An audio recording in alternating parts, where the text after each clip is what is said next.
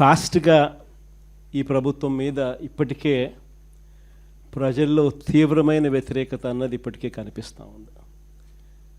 మామూలుగా 2 సంవత్సరాల తర్వాత ప్రజల్లో పరిపాలన ఎలా ఉంది అని చెప్పి చూస్తే ఏ ప్రభుత్వానికైనా కూడా సాధారణంగా ఈ లెవెల్లో యాంటీ ఇన్కంబెన్సీ ఆర్ ప్రజల్లో వ్యతిరేకత అనేది ఈ లెవెల్లో మామూలుగా ఉండే పరిస్థితి ఉంటే, చంద్రబాబు నాయుడు గారికి మాత్రం ఈ లెవెల్లో ప్రజల్లో వ్యతిరేకత యాంటీ ఇన్కంబెన్సీ ఇప్పటికే కనిపిస్తూ ఉంది. ఈ పెద్ద మనిషి ఎన్నికలప్పుడు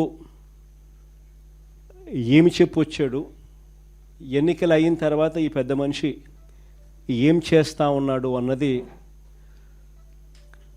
కాస్త విశ్లేషిస్తే అప్పట్లో రిపీటెడ్గా చెప్తా ఉన్న పదాలు, రిపీటెడ్గా చెప్తా ఉన్న మాటలు, సంపద సృష్టిస్తానని, సూపర్ 6 సూపర్ 7 ఇస్తానని, సూపర్ 6 సూపర్ 7 కాదు, జగన్ చేసేటివన్నీ కూడా చేస్తూ ఇంకా అధికంగా సూపర్ 6 సూపర్ 7 కూడా ఇస్తానని కూడా చంద్రబాబు నాయుడు గారి నోట్లో నుంచి అప్పట్లో మనం రిపీటెడ్గా ప్రతి మీటింగ్లోనూ రిపీటెడ్గా ఆయన ఎక్కడికి వెళ్ళినా కూడా రిపీటెడ్గా మనకు ఎప్పుడు కూడా వినిపించేటివి.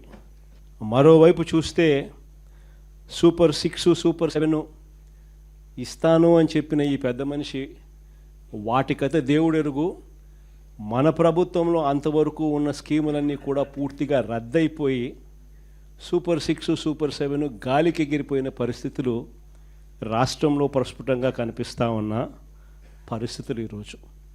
ఒక ప్రభుత్వం నడుస్తూ ఉంది అని అంటే మనమంతా ఏమి ఎక్స్పెక్ట్ చేస్తాం? ఒక ప్రభుత్వం కనీస బాధ్యతలు ఏమిటి అని చెప్పి, ఆ ప్రభుత్వం విద్యాపరంగా మంచి విద్యా వ్యవస్థను ఇస్తుంది అని ఎక్స్పెక్ట్ చేస్తాం.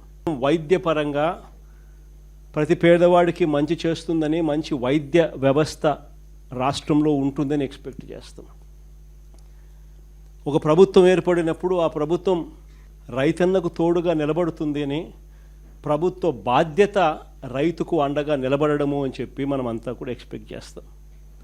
ఒక ప్రభుత్వం ఏర్పడితే లా అండ్ ఆర్డర్ బ్రహ్మాండంగా పనిచేయాలని, ఆ లా అండ్ ఆర్డర్లో ఎలాంటి వివక్ష లేకుండా ఆ లా అండ్ ఆర్డర్ ఉంటుందని, అలాంటి మంచి లా అండ్ ఆర్డర్ ప్రభుత్వంలో చూస్తామని ఎవరైనా కూడా ఎక్స్పెక్ట్ చేస్తారు. కానీ ఈరోజు చూస్తే విద్య, వైద్యం, వ్యవసాయం, లా అండ్ ఆర్డర్ ఏది తీసుకున్నా కూడా ఈరోజు తిరోగమనమే కనిపిస్తూ ఉంది.